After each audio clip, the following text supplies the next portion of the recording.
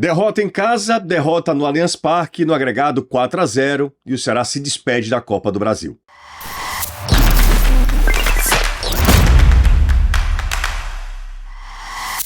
Desde o primeiro momento, quando o Ceará no sorteio soube que seria o Palmeiras o seu adversário na terceira fase da Copa do Brasil, ficou muito difícil chegar às oitavas de final.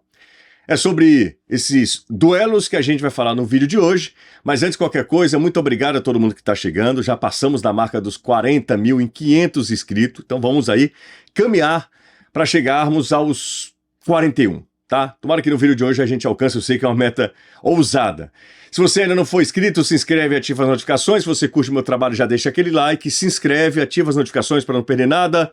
E se você curte também muito o nosso trabalho, já deixa o hype e o espaço está aqui para você comentar. Tem algum ponto positivo nessa desclassificação do Ceará, nesses 2 jogos contra o Palmeiras? Você nutriu a esperança de conseguir uma classificação histórica lá no Allianz Parque? A gente vai falar sobre isso no vídeo de hoje, mas antes de qualquer coisa, é um resultado talvez exagerado pelo que foi o confronto. Um 4-0 no agregado sugere uma tranquilidade, sugere uma facilidade que o Palmeiras não teve nem no jogo na Arena Castelão, nem quando ele teve um resultado mais elástico, mais confortável lá no Allianz Parque.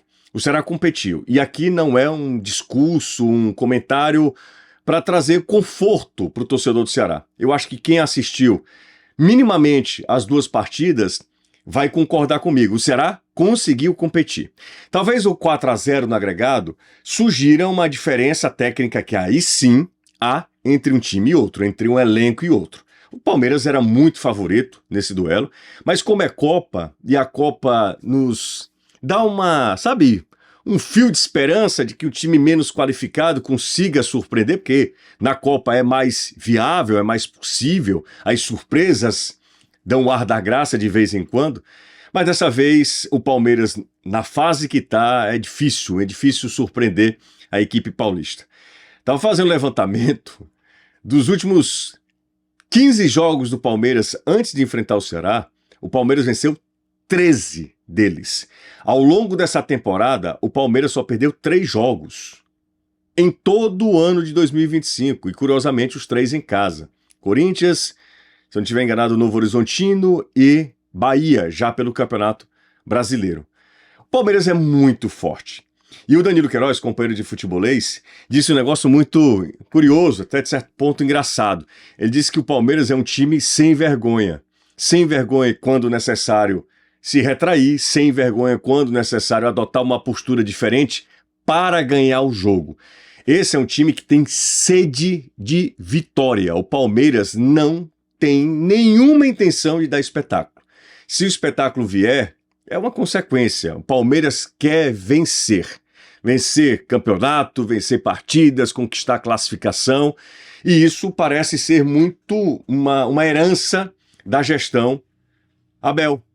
Desde que chegou ao Palmeiras, o time muda de patamar. É quase que um protagonismo continental. Não vejo no continente, não vejo na América do Sul nenhum time tão consistente quanto o Palmeiras. Em várias áreas, seja no âmbito estadual, nacional ou continental. É um time que compete. Líder do Campeonato Brasileiro, chegou na final do Campeonato Paulista, perdeu para o Corinthians, faz parte também, mas chegou na final do Campeonato Paulista. Líder do Campeonato Brasileiro, com mais de uma rodada aí de vantagem sobre o Flamengo, vice-líder. Classificado para as oitavas de final da Copa do Brasil e já classificado com rodadas de antecedência, vencendo todas as partidas que fez na Copa Libertadores da América. O Palmeiras, em qualquer competição que ele entrar, ele vai ser um time postulante a título. Esse é o Palmeiras do Abel. O Ceará já havia perdido aqui. Era muito difícil, em qualquer situação que fosse, encontrar uma classificação, buscar uma classificação no Allianz Parque. Ainda mais quando você entra no jogo com a necessidade da vitória. O Ceará precisava vencer para levar a decisão pelo menos para os pênaltis, uma vitória mínima, mas não foi isso que aconteceu, mas o Ceará competiu. E eu volto a dizer, antes que você chegue ali, comente, mas o troféu competiu de igual para igual. Não é isso, é apenas reconhecer que é um time organizado, que está abaixo do Palmeiras, mas que conseguiu fazer 2 boas partidas contra a equipe do Palmeiras, com todos os predicados que eu acabei de citar. O Ceará fez 2 jogos competitivos. O agregado sugere uma facilidade que não existiu em nenhuma das 2 partidas, nem aqui em Fortaleza, nem em São Paulo. O 3-0 lá em São Paulo é exagerado. É óbvio que também mostra uma qualidade técnica. O Palmeiras tem um jogador assim, diferenciado. Quem tem Estevão no seu elenco, você pode esperar.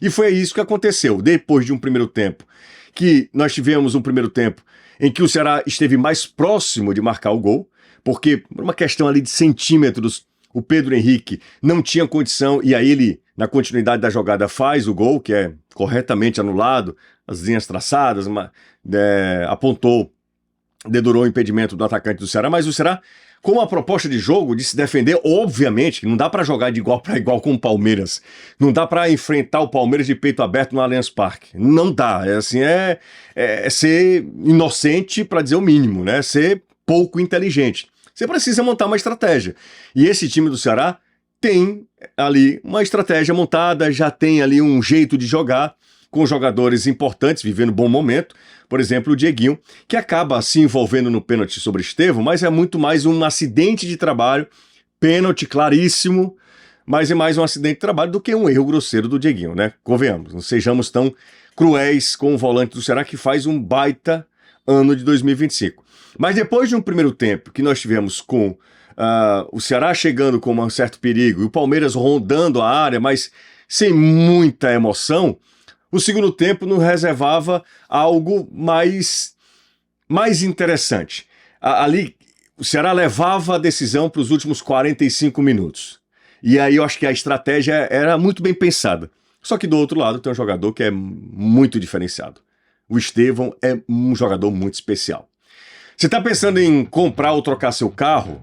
Vai na Zerado, na Avenida Miguel Dias, número 555, lá na Zerado, independente do modelo, do ano de fabricação, da marca, você vai encontrar ótimas opções, o estoque está sempre sendo renovado, então é bom você ficar esperto. Se você quiser, dá um pulinho lá, tá?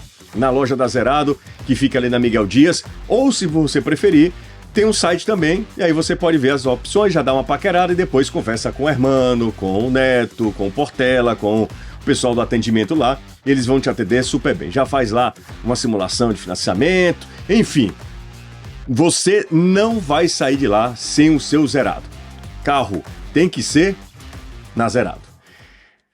Segundo tempo, teve um lance, e aí sabe, o jogo contra o Palmeiras, você tem que fazer quase uma partida irretocável, beirando a perfeição. Teve um lance pelo lado direito, uma boa jogada ali pelo lado direito, a bola, se eu não estiver enganado, foi o Rafael Ramos, que hoje, mais uma vez, né, bem, hoje assumindo a titularidade no lugar do Fabiano, bem o Rafael, pelo lado direito, tá a bola voltando, o Galeano chega, pega mal demais na bola, ali você precisa pelo menos acertar o alvo, sabe? Precisa pelo menos colocar o Everton para trabalhar. E aí é a diferença entre uma equipe e outra, entre um elenco e outro.